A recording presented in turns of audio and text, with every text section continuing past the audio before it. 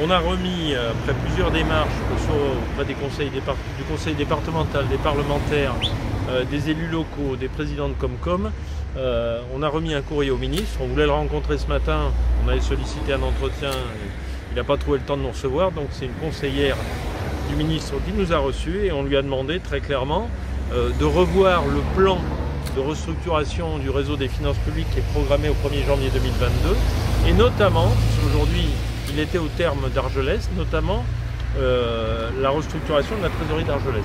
On lui demande de moratorier et de se donner le temps pendant toute l'année 2022 de discuter pour mettre en place ce qu'on appelle un service de gestion comptable.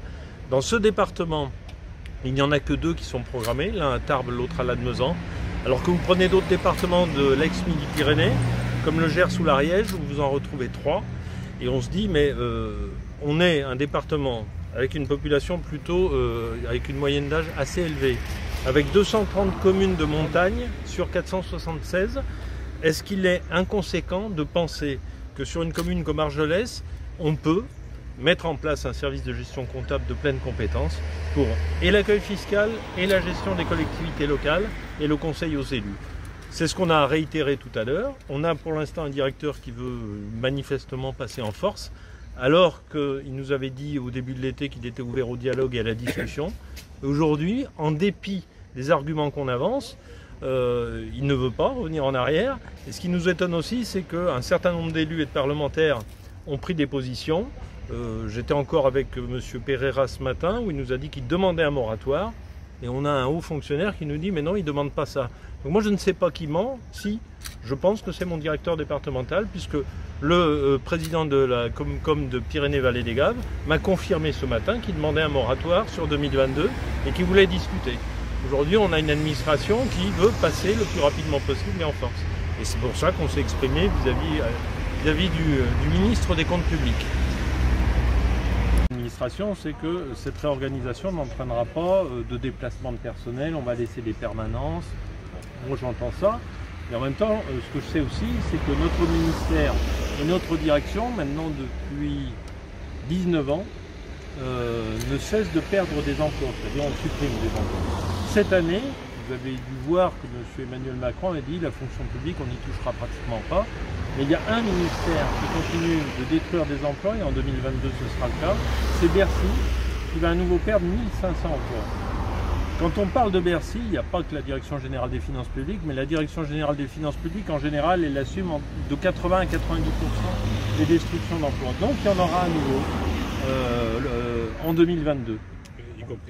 Ici, on ne sait pas encore, mais il y en aura.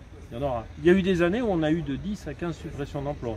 Depuis 3 ans, ça avait pris un rythme beaucoup plus lent, parce qu'ils s'étaient rendus compte qu'ils étaient allés très fort sur les petits départements. Un renouvellement de oui, c'est pas des licenciements. Pour l'instant, dans la fonction publique, c'est pas le cas, mais c'est des non-renouvellements de départ en retraite. Et ce qu'il faut avoir également à l'esprit, c'est qu'on a dans le département, actuellement, une trentaine d'emplois vacants. C'est-à-dire qu'entre les temps partiels qui ne sont pas compensés et les emplois qui n'ont pas été pourvus, on a une trentaine d'emplois vacants.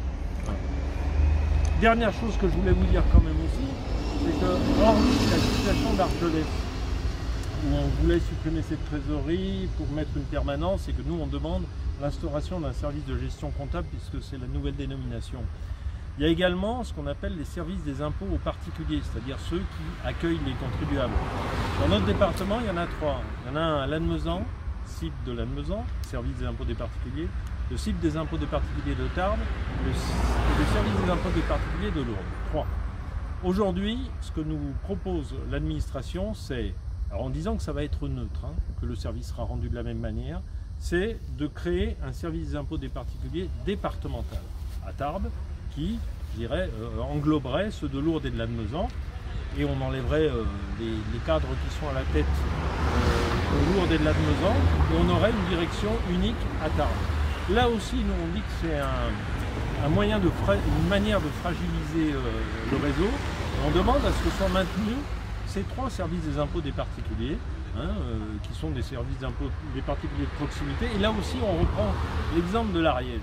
En Ariège, en restructurant le département, ce qui est en train d'être le cas dans les Hautes-Pyrénées, ils ont maintenu 3 services des impôts des particuliers sur le département. Nous ici, on voudrait en créer un départemental.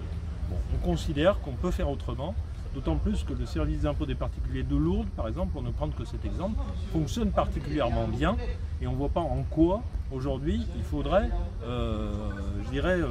réintégrer la direction de ce service au niveau Tarbet. Donc voilà, nous on défend des services de pleine compétence au plus proche des populations, au plus proche des élus, parce qu'on considère qu'il y aura quand même un meilleur service. Il faut imaginer que la suppression des trésoreries de Gargelès et Plénière et de la concentration sur Tarbes créerait ce qu'on appelle le service de gestion comptable de Tarbes, serait le 5e en termes de nombre de communes et de nombre de budgets gérés, le 5e au niveau national.